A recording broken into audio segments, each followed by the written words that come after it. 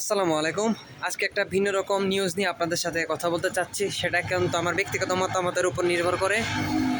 দেখুন, আজকে প্রায় কয়েক মাস ধরে ইতালিতে আপনার যে ভিসা আছে, ভিসাটা বন্ধ করে দিয়েছে বাংলাদেশিদের জন্য বাংলাদেশ এম্বাসি। তো এর কারণ আপনারা সমস্যাটা বলতে কি বুঝেন? দেখেন, আমি এসেছি গত বছরের মার্চে জমা দিয়েছিলাম। প্রায় মার্চের জমার কাগজগুলা কিন্তু ওখানে তখন অনেক মানুষ পেয়ে গেছে। আমার সাথে এখানে অনেক মানুষ আছে যারা প্রায় বৃহস্পতিবারে পাসপোর্ট জমা দিয়েছিল বাংলাদেশে।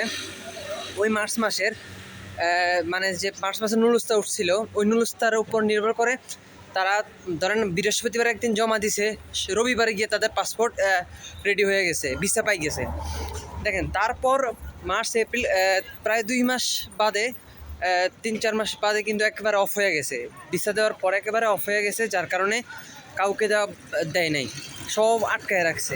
এখনও পর্যন্ত অনেক মানুষ আছে মার্চ মাসের, এপ্রিল মে জুন অনেক। তারপরে এই দিক দিয়ে আবার আপনার এখানে অ্যাপয়েন্টমেন্টও পাইতেছে না বাংলাদেশিরা। তো আসলে দেখেন, এগুলো সমস্যাটা বলতে কি বোঝেন? দেখেন, এখানে যারা বলে এখানে সস্তা কিছু ইউটিউবার আছে।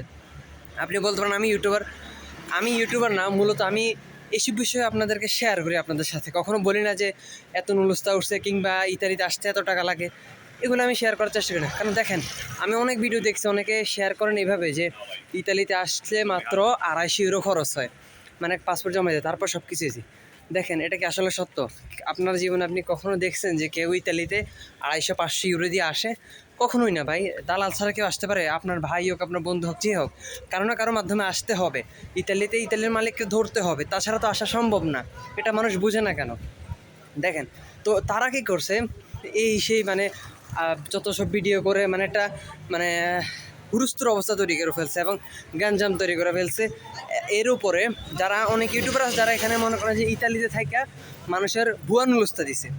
তো ভুয়া নুলস্তা দেওয়ার কারণে তো তারা ওই ভুয়া নুলস্তাগুলো নিয়ে এম্বাসিতে গেছে। এম্বাসি যাওয়ার পর অ্যাম্বাসেডারও তো মনে করেন যে ঝামেলায় পড়ে গেছে। এত নুলস্তা, এত পাসপোর্ট কীভাবে বিষে দিব, মানে আসলে একটা দ্বিধাদ্বন্দ্ব পড়ে গেছে। তো যার কারণে প্রায় আটকে রাখছে, ভিসা দিতেছে না। আর এখন যা দিতেছে রিজেক্ট পড়তেছে অধিকাংশই। তো এইরকমভাবে ঝামেলা হইতেছে। তো দেখেন, এর উপর মেলোনি আর একটা সংবাদ জানাইলো, ওটা আপনারা সবাই জানেন। আমি পরবর্তী ভিডিওতে ওই বিষয়টা নিয়ে আলোচনা করবো আপনাদের সাথে। তো আমি আশা করছি যে এই সমস্যাগুলোর কারণে, এইসব ফেক কাজের কারণে আসলে বাংলাদেশে বলে যে বাংলাদেশিরা দালাল। আসলে দালাল না ভাই, এটা নিয়ম অনুযায়ী একজন ধরতে হবে, একজন হেল্প করতে হবে, তাছাড়া তো আসা সম্ভব না। তো যার কারণে হচ্ছে কি, আপনার যারা এসব ভুল ফেক কাজ করছে তাদের কারণে মনে করে যে এখন ভালো মানুষগুলোর সমস্যা হয়ে যেতে পারে।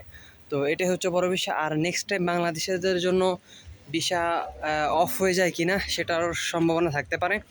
তো দোয়া করো যাতে অফ হয়ে না যায়। আর যারা আছে এখানে অবৈধ, তাদের জন্য বৈধ হওয়ার সুযোগ হয়ে যায়। এই আর কি। পরবর্তী ভিডিওতে আরেকটা বিষয় নিয়ে আলাপ করবো ইনশাল্লাহ। সবাই ভালো থাকবেন। সে পর্যন্ত আসসালামু আলাইকুম।